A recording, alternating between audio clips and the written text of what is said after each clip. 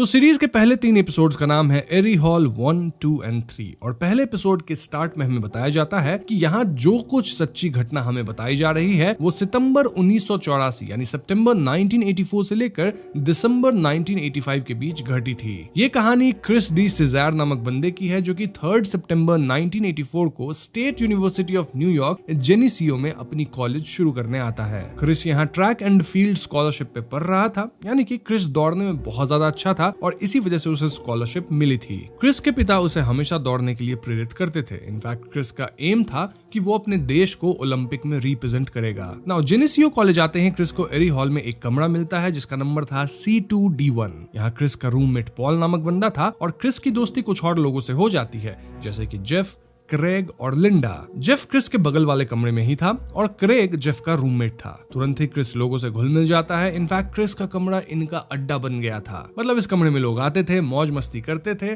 और in general अच्छा समय बिताते थे। मौज मस्ती के बावजूद हर सुबह क्रिस कैंपस के बाहर दौड़ने जाता था ताकि वो अपनी टाइमिंग्स इंप्रूव कर सके और ओलंपिक में जा सके। एक रात क्रिस अपने कमरे में बाइबल पढ़ रहा होता है जब अचानक से उसे किसी की आवाज सुनाई देती है जो कि उसे पुकार रहा था। देखने पे आसपास कोई नहीं था और ऐसे में क्रिस इसे इग्नोर करता है। अब अगली सुबह जब क्रिस दौड़ने बाहर जाता है तो वुड्स में अगेन सेम आवाज उसे पुकारती है। क्रिस एक बार फिर इस आवाज को इग्नोर करता है और आगे हम देखते हैं कि जेनिसियो में एक टोगा पार्टी हो रही थी। टोगा पार्टी बोले तो एक ऐसी पार्टी जिसमें स्टूडेंट्स बेड शीट्स वगैरह पहन के आते हैं। अब क्रिस इस पार्टी में जाना नहीं चाहता था क्योंकि उसको ऐसा लग रहा था कि पार्टी में चीजें हद से ज्यादा बाहर जा सकती हैं। लेकिन जेफ क्रिस को पार्टी में चलने के लिए मनाता है। अब पार्टी में क्रिस सबसे थोड़ा अलग थलग था। इनफैक्ट क्रिस को विंडो के बाहर कोई तो दिखता है जो कि उसे पुकार रहा था। क्रिस तुरंत जेफ से कहता है कि खिड़की के बाहर कोई तो है, लेकिन जेफ को वहां कोई नहीं दिखता। इस पॉइंट तक क्रिस थोड़ा घबरा गया था और वो फौरन पार्टी छोड़ के अपने कमरे में चला जाता है। जेफ भी क्रिस के पीछे जाता है और वो क्रिस से पूछने लगता है कि आखिर उसे क्या हुआ है। ऐसे में क्रिस फाइनली जेफ को बताता है कि कुछ दिन से उसे किसी की आवाज सुनाई देती है जो कि उसे पुकार रहा होता है। इनफैक्ट अब तो उसे एक इंसान भी दिखने लगा है। जेफ इन बातों को ज्यादा सीरियसली नहीं लेता, लेकिन जेफ को क्रिस की चिंता जरूर हो रही थी। अब एक रात क्रिस टाइपराइटर पे कुछ लिख रहा होता है जब उसके टाइपराइटर पे अपने आप क्रिस का नाम लिख जाता है। इतना ही नहीं, क्रिस को हेडफोन्स में अजीब आवाजें आती हैं और फाइनली क्रिस अपने सामने एक भूतिया आकृति देख पाता है। ऐसे में क्रिस चिल्लाता है और बगल वाले कमरे से जेफ भागते हुए उसके कमरे में आ जाता है। अगेन जेफ को क्रिस के कमरे में कुछ नहीं दिखता, लेकिन क्रिस को देख के एक बात क्लियर थी कि वो काफी डरा हुआ था। इस पॉइंट पे क्रिस जेफ से कहता है कि वो इस सब के बारे में किसी और को ना बताए, वरना स्टूडेंट्स बेवजह क्रिस को बुली कर सकते हैं या अलग तरह की बातें बना सकते हैं। खैर इसके बाद जेफ और क्रिस को पता लगता है कि इनके कैंपस में वॉरेन्स लेक्चर देने आ रहे हैं। जी हाँ दोस्तों, वही वॉरेन्स जिन्होंने एनाबेल, एमिटीविले हाउस और कॉन्जरिंग हाउस जैसे केसेस को लिया था। ये समय 80s का था जब वॉरेन्स बहुत ज्यादा फेमस थे और दुनिया में इन जनरल भूत प्रेत की बातें अपने चरम सीमा पे थी। जेफ डिसाइड करता है कि वो वॉरेन्स के लेक्चर को अटेंड करेगा। इनफैक्ट वो क्रिस को भी इसके लिए मना लेता है। तो फाइनली वॉरेन्स के लेक्चर वाला दिन आता है जहाँ क्रिस और जेफ दोनों लेक्चर अटेंड करने जाते हैं। वॉरेन्स यहाँ काफी चीजों पे बात करते हैं लाइक ऑकल्ट, ouija बोर्ड, और जेफ इन सभी चीजों की नोट्स बना रहा था। वहीं क्रिस वॉरेन्स की बातें इतने गौर से सुन रहा था मानो वो खो सा गया हो। अब यहाँ वॉरेन्स एक बहुत इंपॉर्टेंट बात कहते हैं। बेसिकली उनका कहना था कि स्पिरिट से कनेक्ट करने के मीडियम्स होते हैं, लेकिन इसका मतलब ये नहीं कि हम उनसे कनेक्ट करें या हम उन्हें इनवाइट करें। इसे हम लॉ ऑफ इनविटेशन और अट्रैक्शन कह सकते हैं, जहां स्पिरिट्स यूजुअली अच्छे लोगों की तरफ अट्रैक्ट होती हैं और कोशिश करती हैं कि वो इंसान उन्हें इनवाइट करे, लेकिन more often than not invite करना डेंजरस हो सकता है। एनीवेज लेक्चर के बाद सभी स्टूडेंट्स वॉरेन से हाथ मिलाने, क्वेश्चंस वगैरह पूछने जाते हैं। जब क्रिस लॉरेन वॉरेन के पास जाता है तो लॉरेन उससे हाथ नहीं मिलाती। जी हाँ दोस्तों, रादर लॉरेन कहती हैं कि मैं तुमसे हाथ नहीं मिलाऊंगी क्योंकि मुझे अपना फ्यूचर नहीं जानना। Now this was very weird क्योंकि लॉरेन को कैसे पता हो सकता है कि क्रिस की लाइफ में कुछ तो पैरानॉर्मल घटित हो रहा है। इस अनोखी मुलाकात ने अनजाने में ही उस डरावने सिलसिले की नींव रख दी जो अगले कुछ दिनों में क्रिस की जिंदगी को हमेशा के लिए बदलने वाला था। इस घटना के बाद क्रिस लोगों से कटने लगा, अपने आप में रहने लगा एंड इट वाज क्लियर कि उसकी सिचुएशन बद से बदतर होने लग गई थी। एक रात क्रिस और पॉल कमरे में सो रहे थे जब अचानक से क्रिस का टेप रिकॉर्डर बज उठता उठता है। क्रिस इसे बंद करता है लेकिन रिकॉर्डर बार बार अपने आप बज रहा था। ऐसे में पॉल थोड़ा परेशान हो जाता है, लेकिन तभी अचानक इन दोनों के सामने एक भूतिया आकृति आती है जिससे दोनों बहुत ज्यादा डर जाते हैं। अगले ही क्षण सब ओके था, लेकिन ये घटना पॉल पे इतना बुरा असर डालती है कि कुछ ही दिनों में पॉल ना सिर्फ डॉम बल्कि कॉलेज छोड़ के अपने पेरेंट्स के साथ रहने चला गया था। अब दोस्तों, जैसा कि मैंने आपको बताया है कि ये एक डॉक्यूमेंट्री सीरीज है, मतलब यहाँ पे जो रियल लाइफ के क्रिस हैं, जेफ, लिंडा और क्रेग, वो सब आके अपने बयान दे रहे हैं कि उनके साथ क्या सब हुआ था। साथ ही हमें नाट्य रूपांतर भी दिखाया जा रहा है,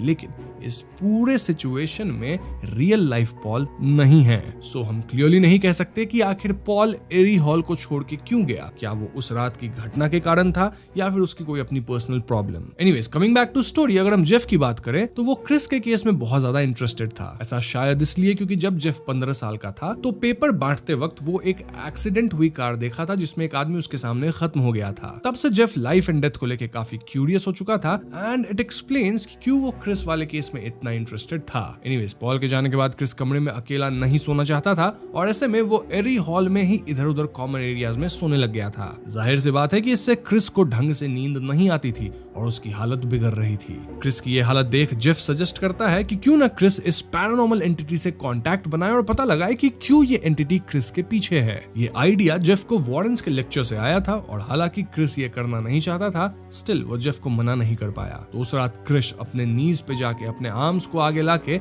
इस आत्मा को बुलाने की कोशिश करता है। वहीं जेफ अपने कैमरे से फोटोज निकाल रहा था। इनके आसपास थोड़ी अजीब चीजें होती हैं, लाइक कमरे का तापमान कम हो गया था, देन अजीब सी फीलिंग आ रही थी, बट ओवरऑल यहाँ ज्यादा कुछ नहीं होता। लेकिन कुछ दिनों बाद जब जेफ अपने फोटोज क्लीन कर लेता है तो उसे एक फोटो में पीछे ऐसा लगता है मानो किसी तरह की स्केलेटन हो। जेफ ये क्रिस को दिखाता है और क्रिस जेफ से ये बात अपने और उसके बीच ही रखने को कहता है, मतलब किसी और को ना बताए। अब जेफ इस चीज को लेकर कुछ ज्यादा ही एक्साइटेड था, इतना कि वो ये बातें दूसरे स्टूडेंट्स के साथ भी शेयर करने लगता है। इसका परिणाम ये था कि क्रिस वाली स्टोरी पूरे कॉलेज में फैल जाती है और सभी क्रिस को घोस्ट बॉय बोल के चिढ़ाने लगते हैं। ऐसे में क्रिस और भी अकेला हो जाता है, लेकिन इस वक्त में लिंडा उसे सपोर्ट करती है। लिंडा बताती है कि कुछ साल पहले वो कुछ लड़कियों को लेकर कैंपिंग गई थी जब आंधी तूफान और बिजली गिरने के कारण 2 बच्चियां उसके सामने ही खत्म हो गई थी। उस घटना से लिंडा को काफी ट्रॉमा हुआ था, स्पेशली इस बात से कि ये घटना 4 जुलाई को घटित हुई थी। ये बात लिंडा कॉलेज में किसी को नहीं बताई थी, लेकिन क्रिस को शांत करने के लिए वो क्रिस के साथ ये शेयर करती है। खैर, इसके बाद जेफ क्रिस से माफी मांगता है क्योंकि अनजाने में वो क्रिस की बात पूरे कॉलेज में फैला दिया था और इसी वजह से क्रिस बुली होने लग गया था। जेफ क्रिस से कहता है कि जब भी इन्हें इस टॉपिक पे बात करना हो तो वो एक कोड वर्ड यूज करेंगे। क्रिस पता नहीं क्यों बट टॉमी शब्द यूज करता है as code word for this, और टॉमी वर्ड को आप याद रखिएगा क्योंकि इसका खतरनाक कनेक्शन है। एनीवेज, उस रात क्रिस जेफ और क्रेग के कमरे में ही सोता है और बीच रात में उसे ऐसा फील होता है मानो कोई घोस्ट उसे घसीट रहा हो। इससे क्रिस चिल्लाता है और आसपास सभी लोग उठ जाते हैं, जिससे क्रिस की और खिल्ली उड़ती है। इस सब का असर क्रिस की पढ़ाई पे भी दिखने लगा था, जहां उसे डी ग्रेड्स वगैरह भी आने लगे थे। क्रिस की लाइफ में सिर्फ एक चीज अच्छी चल रही थी एंड दैट वाज रनिंग। जी हाँ, क्रिस आज भी रोज रनिंग करता था, लेकिन एक सुबह रनिंग करते वक्त क्रिस को घोस्ट दिखता है, जिससे डर के क्रिस रनिंग करना तक बंद कर देता है। अब दोस्तों, मैं आपको बता दूं कि क्रिस यूजुअली डिफिकल्ट सिचुएशंस को हैंडल करने के लिए एक टेक्निक यूज करता था। बेसिकली जब भी वो ओवरवेल्म होता था या परेशान होता था तो वो स्टेप बैक करके स्लोली 1 से 10 तक काउंट करता था। ऐसा करके वो शांत हो जाता था और कठिन से कठिन सिचुएशन थोड़ी कंट्रोल में लगने लग जाती थी। खैर, अब तक क्रिस काफी ज्यादा परेशान हो गया था और ऐसे में वो चर्च के फादर चार्ल्स से मदद लेने जाता है। इनिशियली फादर चार्ल्स को ऐसा लगता है कि क्रिस ड्रग्स वगैरह करता होगा, लेकिन फिर क्रिस को रोते देख फादर समझ जाते हैं कि वो वाकई किसी परेशानी में है। ऐसे में फादर अगले दिन क्रिस के कमरे में आते हैं और कमरे में होली वाटर छिड़क के ब्लेसिंग्स वगैरह शुरू करते हैं। सरप्राइजिंगली फादर को भी फील होता है कि कमरे का तापमान काफी गिर गया था और वहाँ कुछ तो अजीब जरूर है। अब फादर ये बात क्रिस को नहीं बताते और कई दिनों बाद क्रिस फाइनली अपने कमरे में एक रात चैन की नींद सोता है। इस ब्लेसिंग के बाद क्रिस की लाइफ थोड़ी बेटर होने लग गई थी। वो एनर्जेटिक दिख रहा था, कॉलेज में अच्छा परफॉर्म करना शुरू कर दिया था। इनफैक्ट वो वापस से बच्चों से सोशलाइज भी करने लगा था। तो एक रात क्रिस, जेफ, लिंडा और बेथ चिल कर रहे होते हैं जब बेथ के कपड़े पे ड्रिंक गिर जाती है। बेथ अपने कमरे में ड्रेस बदलने जाती है और तभी मिरर में बेथ को एक भूतिया आकृति दिखती है। इससे घबरा के बेथ जमीन पे गिर जाती है और ऐसा लगता है मानो वो ट्रांस स्टेट में चली गई हो। वहीं क्रिस और बाकी लोग बेथ का इंतजार कर रहे थे और बेथ के ना आने पे वो लोग बेथ के कमरे में जाते हैं। ये लोग बेथ को गिरा पाते हैं, लेकिन इनके आते बेथ अपने होश में आ जाती है। बेथ का कहना था कि उसे एक भूतिया आकृति दिखी जो कि बार बार क्रिस का नाम पुकार रही थी। जी हाँ दोस्तों, ऐसा प्रतीत होता है मानो ब्लेसिंग के बाद क्रिस के कमरे से खतरा निकल गया है, लेकिन अब ये खतरा क्रिस के दोस्तों पे आ गया था। कुछ ही दिनों के अंदर कॉलेज के मेंटेनेंस वाले बंदे के साथ कुछ असाधारण गतिविधियां होती हैं। दिन एक रात लिंडा को ऐसा महसूस होता है मानो कोई उसके कंधे पे हाथ रख के उसे दबा रहा हो। जेफ इस इंसिडेंट की फोटोज भी निकालता है, लेकिन फोटोज क्लीन करवाने के बाद इन फोटोज में कुछ भी एबनॉर्मल नहीं दिख रहा था। इन घटनाओं से क्रिस की मानसिक स्थिति फिर से खराब हो जाती है और वो किसी तरह ये सब रोकना चाहता था। अब एक दिन क्रिस अपने बाथरूम में शावर कर रहा होता है जब एक अनजान शक्ति उस पर हमला कर देती है। क्रिस चिल्लाता है और उसकी आवाज सुन के जेफ वहां आता है। जेफ पाता है कि क्रिस बाथरूम के फ्लोर पे गिर पड़ा था और उसकी पीठ पे 3 लंबे खरोच के निशान थे जिससे खून निकल रहा था। क्लियरली ऐसे खरोच क्रिस खुद को नहीं लगा सकता था और जेफ तुरंत क्रिस को मरहम पट्टी करवाने ले जाता है। इस पॉइंट तक क्रिस इतना परेशान हो गया था कि फाइनली वो अपने डैड को कॉल करके हेल्प के लिए बुलाता है। क्रिस के पिता उसी दिन कॉलेज आते हैं और वो एक रात क्रिस के कमरे में बिताते हैं। क्रिस तो आराम से सो जाता है, वहीं क्रिस के पिता जाग कर निगरानी रख रहे थे। ऑफ कोर्स क्रिस के पिता को भूत वाली बात पे भरोसा नहीं था, लेकिन उस रात 3 बजे अचानक से इनके कमरे का तापमान गिर जाता है। देन क्रिस के पिता को डर फील होता है, दर्द फील होता है, लेकिन अपने लिए नहीं, रादर क्रिस के लिए। It was a very different feeling जिसे शब्दों में बयान नहीं किया जा सकता। अगली सुबह क्रिस के पिता उसके साथ कैंपस के अराउंड दौड़ने जाते हैं और रास्ते में उन्हें कुछ फील होता है। दरअसल एक पर्टिकुलर पॉइंट की जमीन सख्त थी और थोड़ी मिट्टी वगैरह हटाने के बाद क्रिस और उसके पिता को वहां एक मेमोरियल मिलता है जो कि किसी पार्कर बॉयड नामक इंसान का था। अब ना तो क्रिस को ना ही उसके पिता को पता था कि ये पार्कर बॉयड कौन है। जो भी हो, उस रात क्रिस के पिता वापस अपने घर लौटने लगते हैं और जाने से पहले वो क्रिस को कमरा बदलने की सलाह देते हैं। दूसरी तरफ जेफ लाइब्रेरी वगैरह में काफी रिसर्च कर रहा था। वो पता लगा रहा था कि एरी हॉल या फिर इस कॉलेज की कोई डार्क हिस्ट्री रही है क्या। वो पाता है कि इस एरिया में रिवोल्यूशनरी वॉर हुआ था जिसमें कई लोग खत्म हुए थे। उसके हिसाब से पार्कर बॉयड वाली मेमोरियल 2 लोगों को डेडिकेटेड है। पहला है माइकल पार्कर और दूसरा बंदा है थॉमस बॉयड। दरअसल रिवोल्यूशनरी वॉर के टाइम माइकल पार्कर एक सर्जेंट था जो कि लेफ्टिनेंट थॉमस बॉयड की कंपनी में था। नाउ थॉमस बॉयड का निकनेम टॉमी हो सकता है और अगर आपको याद हो तो क्रिस रैंडमली इस सब इंसिडेंट का कोड वर्ड टॉमी रखा था। क्लियरली ये कोइंसिडेंस तो नहीं हो सकता और ऐसे में ये लोग थॉमस बॉयड की हिस्ट्री निकालते हैं। सो रिवोल्यूशनरी वॉर के दौरान थॉमस बॉयड को अपने कुछ ट्रुप्स के साथ सेनेका के नेटिव अमेरिकन ट्राइब पे इंफॉर्मेशन निकालने जाना था। ये जगह प्रेजेंट टाइम के जेनेसियो के जस्ट बाहर था और यहाँ थॉमस बॉयड ऑर्डर्स के खिलाफ जाता है जहाँ वो जरूरत से ज्यादा ट्रुप्स लेके निकलता है। नेटिव अमेरिकन इन पे हमला करके न सिर्फ ट्रुप्स को खत्म किए बल्कि वो थॉमस बॉयड को कैप्चर भी कर लिए। इसके बाद वो लोग थॉमस बॉयड को बहुत ज्यादा परेशान किए, मतलब टॉर्चर किए, इतना कि मैं आपको यहाँ डिटेल्स बता नहीं सकता।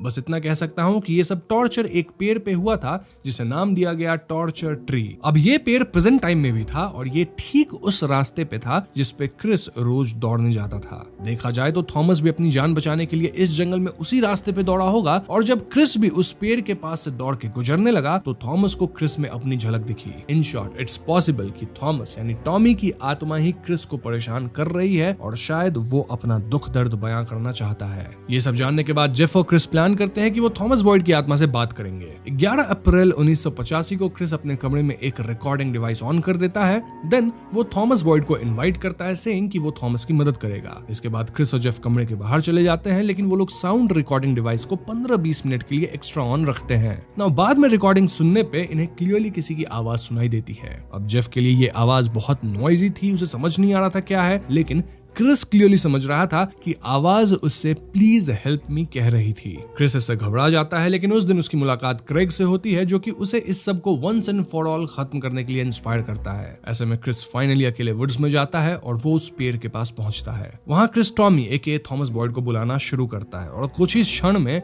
उसे वाकई अपने सामने थॉमस बॉयड दिखता है। क्रिस उसे देख के एकदम स्टन्ड हो जाता है और इस खतरनाक सिचुएशन में क्रिस अपनी टेक्निक यूज करता है, यानी वही टेक्निक जिसमें वो आंख बंद करके 1 से 10 तक काउंट करता है विद अ होप कि आज के बाद थॉमस बॉयड उसे परेशान नहीं करेगा। वो थॉमस बॉयड से कहता है कि वो उसके पीछे ना आए, उसकी जिंदगी ना खराब करे और क्रिस 1 से 10 तक काउंटिंग शुरू करता है। यहाँ वो थॉमस बॉयड से क्लियरली कहता है कि जो कुछ भी थॉमस किया है वो सब माफ हो सकता है, लेकिन टॉमी या थॉमस बॉयड को इस तरह से क्रिस की जिंदगी बर्बाद नहीं करनी चाहिए। अल्टीमेटली टॉमी को वापस जाना ही होगा। नाउ जैसे ही क्रिस 10 तक गिन के अपनी आंखें खोलता है उसके सामने कोई नहीं था। जी हाँ, इस दिन के बाद से क्रिस की लाइफ नॉर्मल हो गई और उसे आज तक कभी कोई परेशानी नहीं हुई है। इनफैक्ट इस घटना के बाद कॉलेज में क्रिस अपने पुराने फ्रेंड से दूर हो गया, बीट लिंडा, जेफ और क्रेग। धीरे धीरे पूरी कॉलेज इस घोस्ट बॉय वाले इंसिडेंट को भूल जाती है और क्रिस अपने आगे के ईयर आराम से बिता पाया। ऑल्दो क्रिस अब दौड़ना छोड़ चुका है और उसकी लाइफ इस इंसिडेंट की वजह से पूरी तरह से बदल गई थी। अब इस पूरी गुत्थी में एक फाइनल राज खुलता है जो कि काफी कुछ एक्सप्लेन कर देता है। क्रिस की मां पता लगाती है कि उनके एंसेस्टर्स एक्चुअली में वो थे जो कि सबसे पहले थॉमस बॉयड के मृत शरीर को खोजे थे। यानी कि दोस्तों थॉमस बॉयड से कहीं ना कहीं क्रिस के एंसेस्टर्स कनेक्टेड थे और शायद इसीलिए थॉमस बॉयड की आत्मा क्रिस के पीछे आई थी। जी हाँ दोस्तों, this explains the entire thing,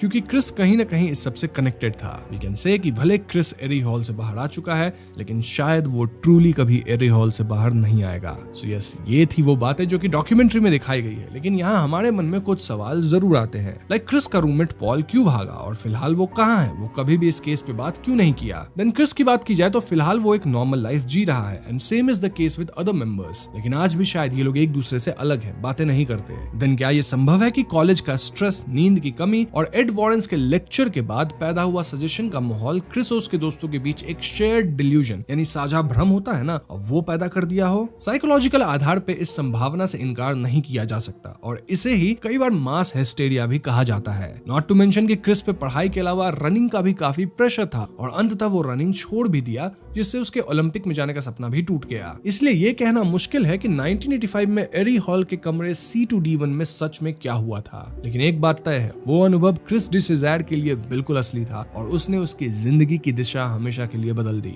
शायद जैसा क्रिस खुद कहता है, इस कहानी का असली संदेश भूत प्रेत के बारे में नहीं, बल्कि इंसानी हिम्मत और मुसीबत में एक दूसरे का साथ देकर जिंदा रहने के बारे में है।